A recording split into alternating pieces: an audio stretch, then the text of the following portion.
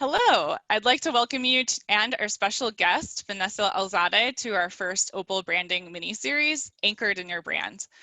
My name is Lisa Giacomo, and I'm an assistant professor in the Organizational Performance and Workplace Learning Department, or as we like to say, Opal, in the College of Engineering at Boise State University. I remember when I first started my graduate program, learning about instructional design, performance improvement, UX, ELX, LX, and workplace learning in corporate settings. It was then that I first heard about how one of our own alumni created his own ID brand while working in a Fortune 100 company during his first year as an instructional designer. And until that evening, I didn't really realize that it might actually be important for one to have a brand, even if one wasn't going in to be a consultant. So fast forward to today, and what I've realized is that it's become even more important to be clear in your brand as you prepare to enter a job search, or if you're going to produce an open online portfolio to showcase your work. So the purpose of this webinar series is to begin a conversation about the knowledge, skills, and attitudes that you'll need to create and communicate your brand as you build your ID, HPT, UX, EX, LX open portfolio. Also with us tonight is Vicky Stiha, Associate Professor in Opal. Vicky, would you like to add anything additional to help us frame our conversation tonight? Not really. I think that sums it up. I will be monitoring the chat stream. If anybody has any comments while we're listening to Vanessa, I can save those up and call on you or raise them for you. Thank you. And last, but certainly not least, I'd like to introduce our guest of honor, Vanessa Alzade. Vanessa was one of our past speakers in the networking webinar series, and I met Vanessa last March by networking and some Facebook instructional design professional group pages. And I've been following her and these ID networking groups for the last 9 months. During this time, Vanessa has gone through a rebranding of her own consultancy and online open portfolio. So I feel very lucky to have her with us tonight because she's going to share some of her wisdom about her branding with work in our field. Vanessa, I'd like to give you an opportunity to introduce yourself a little more. I'm sure those who are watching are curious about how you started to build your first brand, identified a need to rebrand, and the results you've experienced. And so we just want to get to know you a little bit and as we get started tonight. Thanks. Great, thank you, Lisa.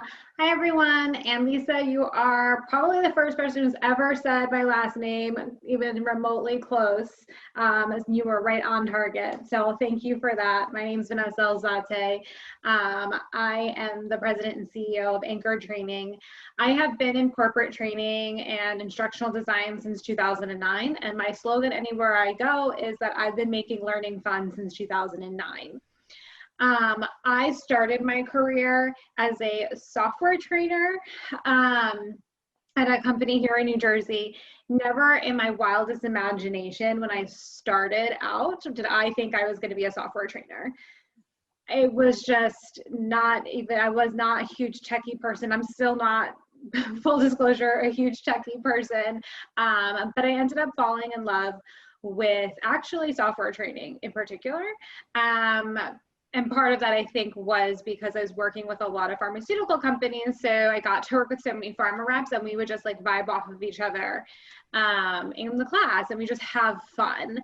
And throughout my career, I tried different areas of ID and training. And at one point, I tried my hand in more HR as an office manager. And then I realized I am a trainer through and through. I am a trainer and I love instructional design and I love developing curriculum and I don't want to give that up.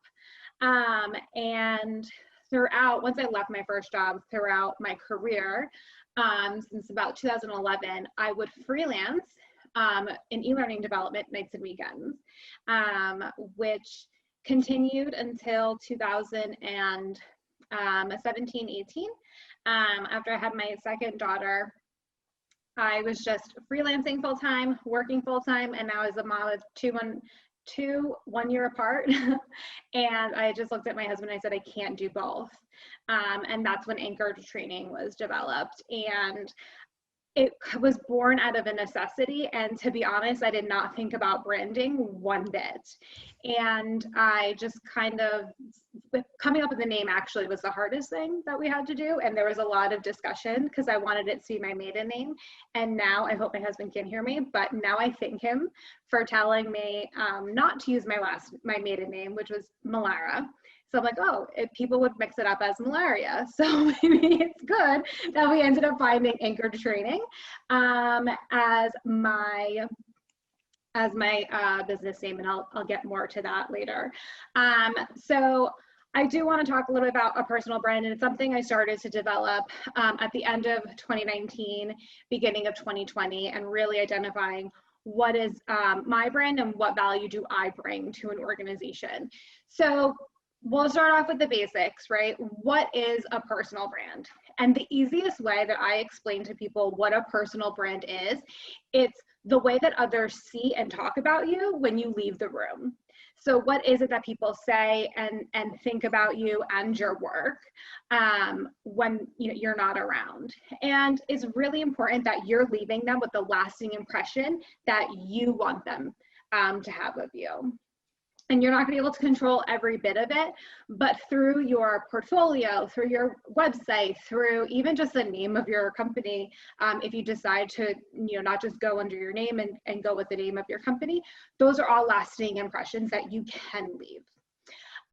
So in the end of 2019 and the beginning of 2020, I had my consultancy really was successful in 2018 when I first hit the ground, because I was already freelancing at a pretty full-time basis. And I started bringing in more clients, and I just realized that there was more I wanted for my company. And when I sat down and I thought about what it is that I wanted out of instructional design, what I wanted out of my business, it wasn't just to do jobs and go home at night. I wanted to build something that was bigger than myself. And I realized that instructional design is a pretty faceless industry. We typically work behind the scenes. We're never in the front. And frankly, a lot of people don't know what instructional design is. My mom still thinks I do PowerPoint all day, and I will let her think that because that's the easiest for her to understand. So by talking about instructional design and living it, which is what I'm doing now, it's a part of who I am, and there is no question anymore amongst anybody that I come in contact with, my friends, family, except for me and my mom, but what exactly I do.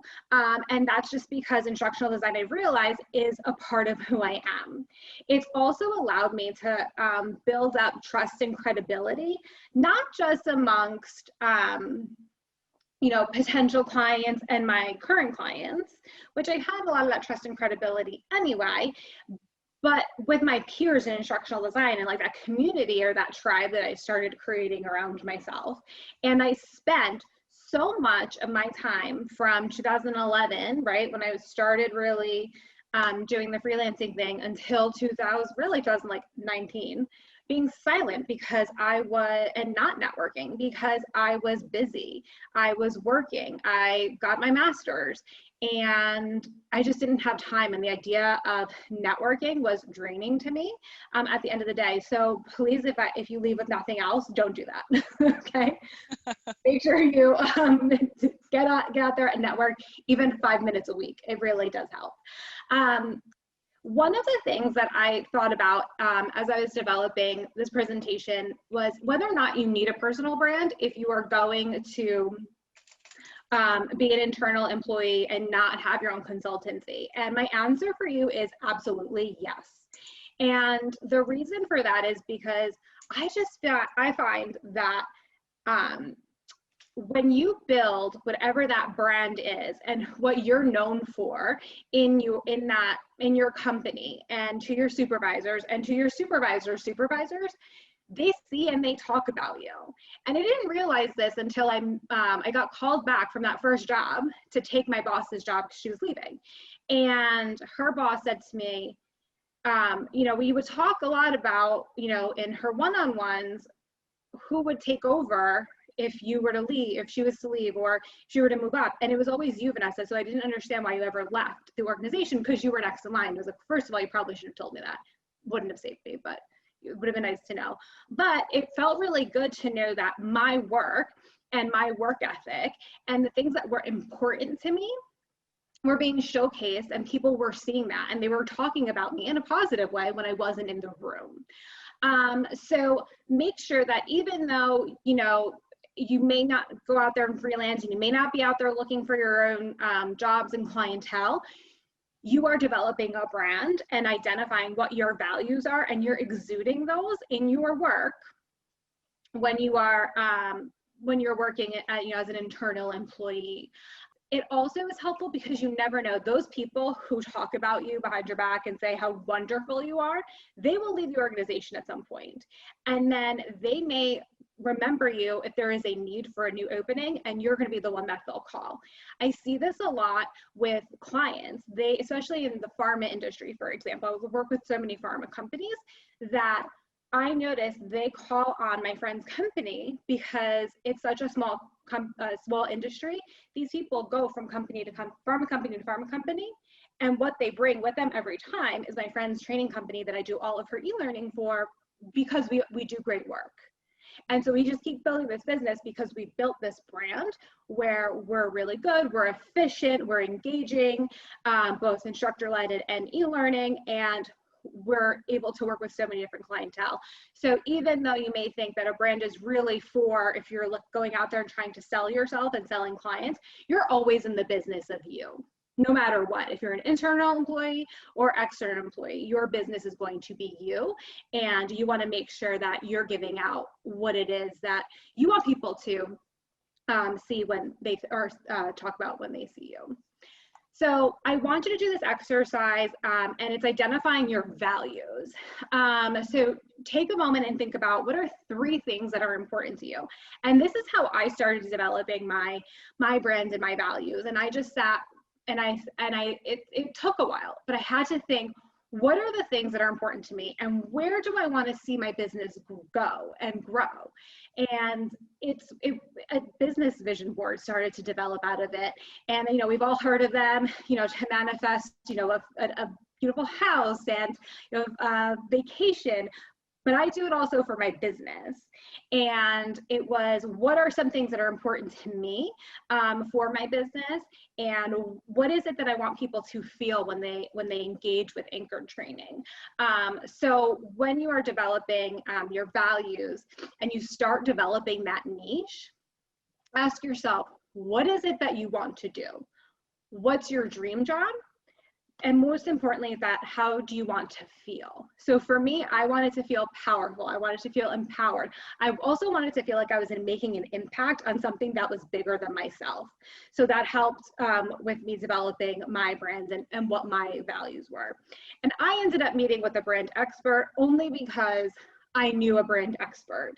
And we started working together and asking questions. And I had to answer questions about, why do I like instructional design? How does it, you know, why is it important to me? And I actually had to go and do the exercise of how others saw me, because I didn't know. I had an idea of how I thought others saw me, and I actually was pretty close. I was like pretty on track, so I felt pretty self-aware, but that was most important. And you have to, don't just ask your friends or the people that you feel safe with. You have to ask people, past clients, past supervisors, maybe people that you're acquaintance with, not super close with.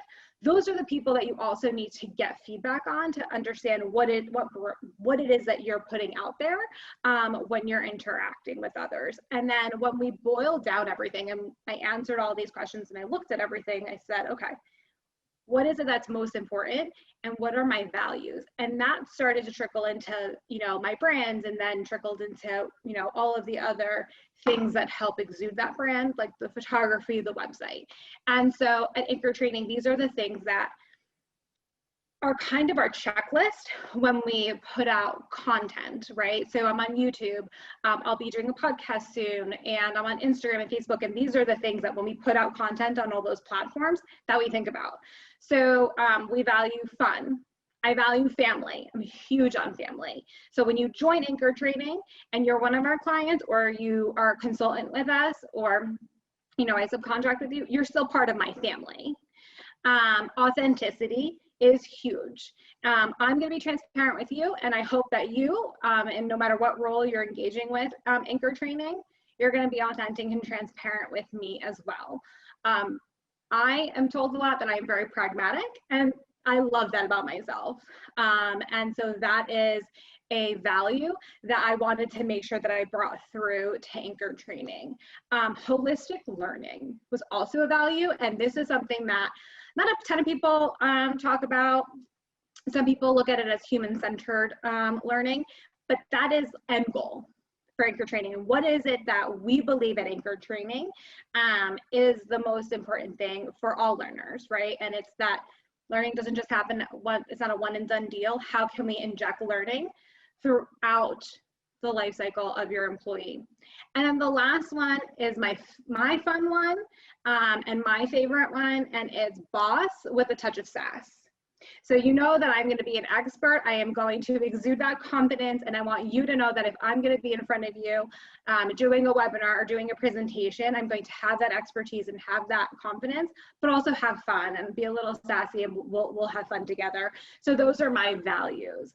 And it took some time to create those. So I do definitely encourage you all to start creating those values to then drive the rest of the things that you will need, your resume, your headshot, and I'll talk about that, and all of those things in your portfolio pieces. So thank you. That's the first bit. Awesome. Thank you so much, Vanessa.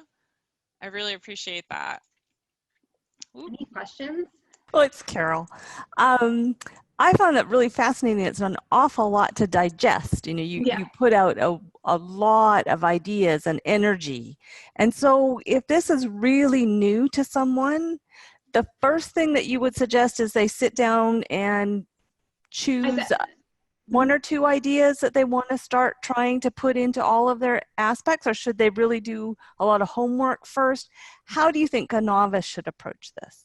I think that the first thing that you should do is identify what it is start building that dream board, right? So what is it that you want to do in your role? Do you want to be a generalist, or do you want to be a specialist? Because if you want to be a specialist, so you just want to focus, let's say, on e-learning, that's going to be you're going to work on things a little bit differently. Okay. If you're going to be a generalist, right? So focus on what is it that your end goal is, what's end game for you. And then my second step would be, what are your values, right? And what is it that is important to you to make you happy at work? Okay. Let's get started with the first webinar in this 3-part mini-series. Discover your I just went through all of it. That was the first one. That was the first one. Yeah. All right, awesome. I was sort of thinking that. I was wondering, yeah, okay. I'm really glad that that's what it was, because that was the first one. Okay, so then we really want people to focus on maybe pick 2 or 3 values, what you like from work, what you want people to know about you, and how you want people to perceive you, and really kind of focus everything that you do, keep those in mind in the forefront of your mind, so that when you're working and you're doing, you're constantly demonstrating those things. So Vicki, you and Lisa have created portfolios, haven't you? Yes. And would you say that you've done that in your portfolios? Or is that something that you're going to think about going forward?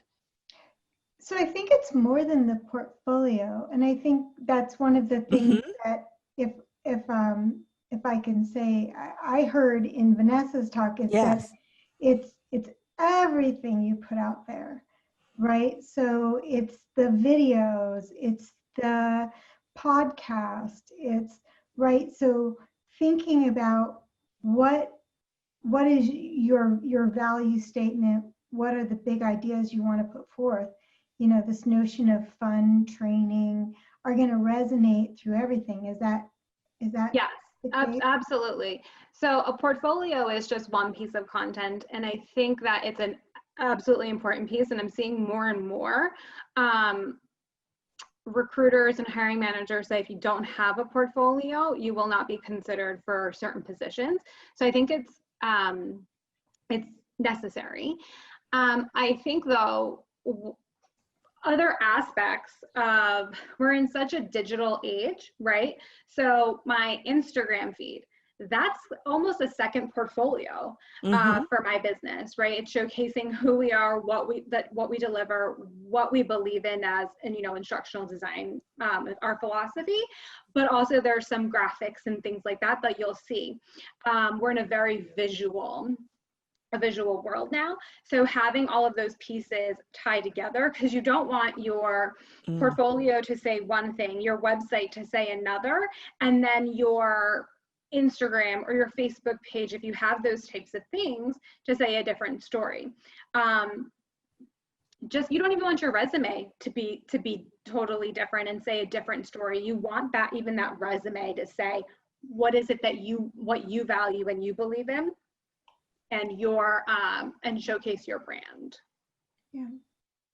Yeah, and I think you can do that with tweaking words in your resume for each specific job application that you might put out, right? I think Vanessa is talking a little bit deeper than that, how you present your resume.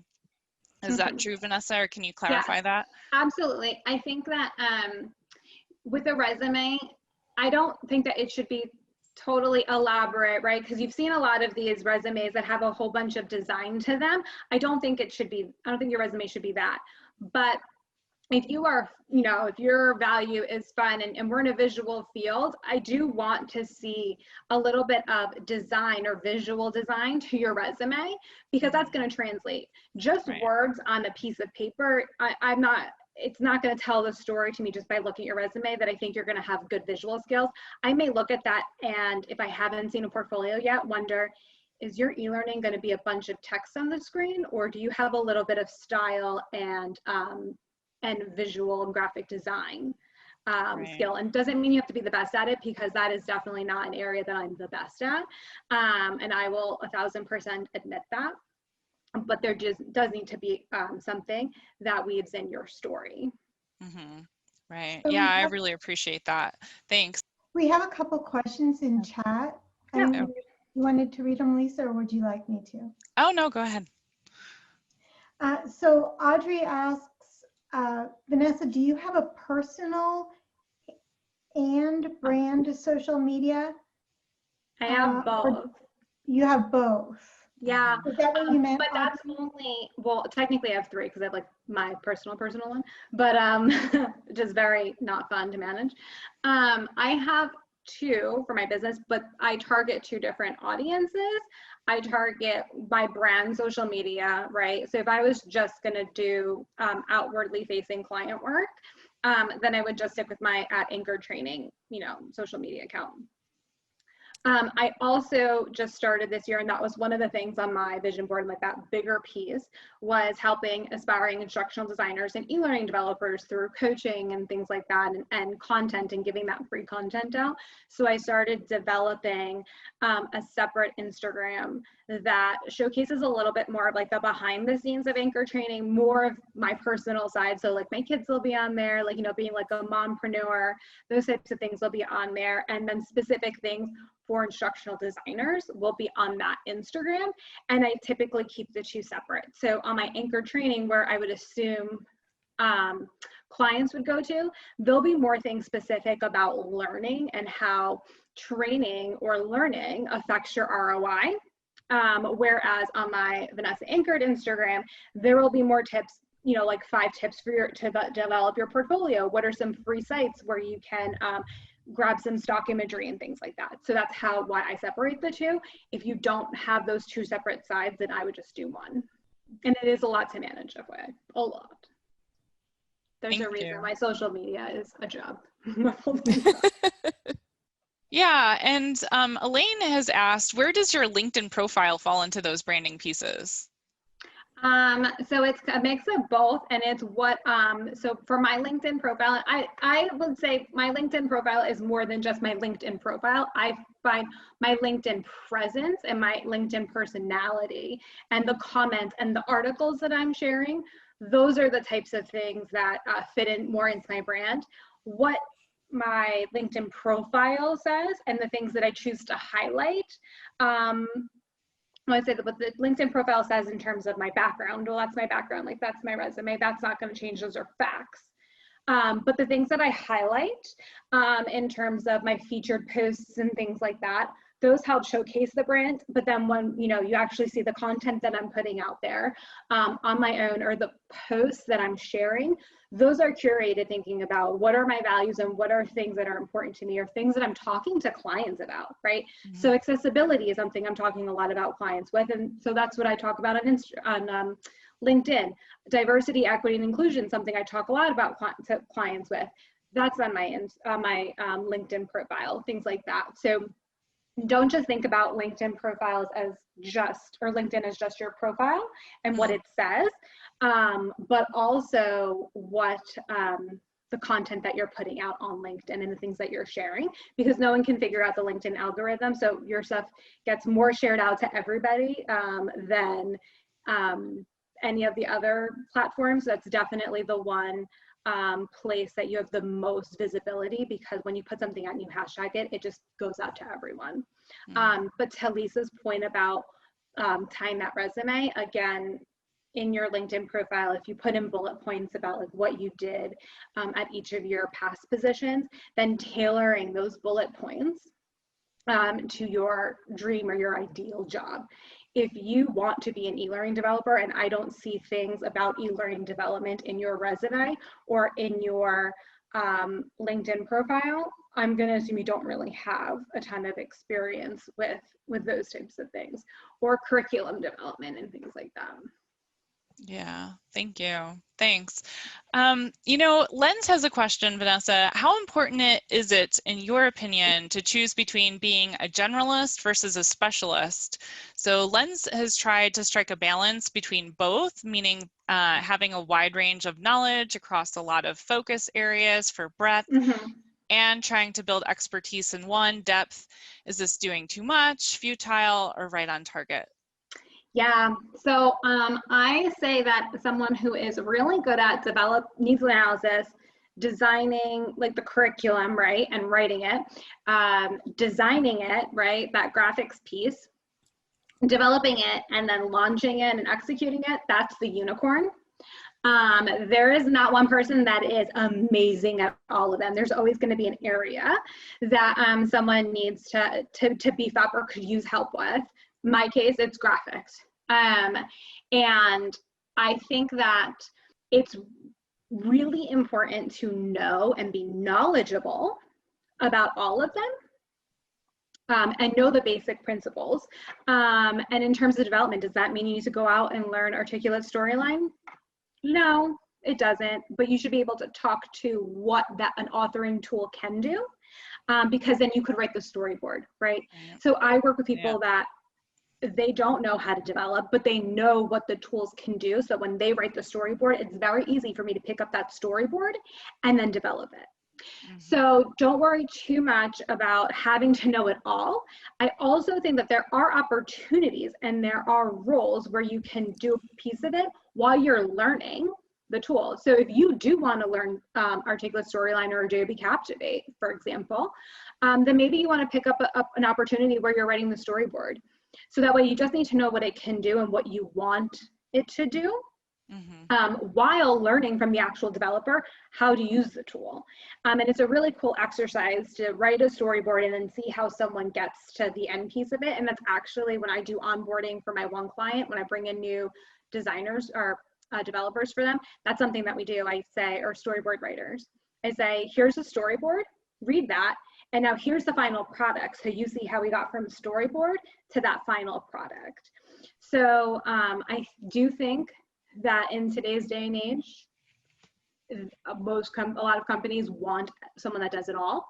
That being said, I think that you should focus on your strengths and let the areas that you could use improvement have knowledge in them and always be working to do better in those. But where you can showcase and really make a name for yourself is in those strengths. Right. You know, that really mirrors my experience working as an instructional designer. I had instructional design jobs that were pretty high profile and never touched a development software, but I wrote a lot of storyboards. Or I had instructional designer jobs where I did touch articulate storyline, but I really just needed to know enough about how to make a basic training. I didn't need to know all the bells and whistles. And then I had instructional design positions where I really was not supposed to write anything. My job was really to mentor and coach the developers or the SMEs who were actually producing the products. So that echoes really strongly with me as well. You don't necessarily need to be an expert in everything, but you need to know at least enough to be able to talk about what's going to happen inside of a project and help other people who are going to actually produce whatever they're going to produce if it's not going to be you. So that's great insight. Thank you so much. All right, I think it's about time to move on to the second part of our Try series, our 3-part mini series.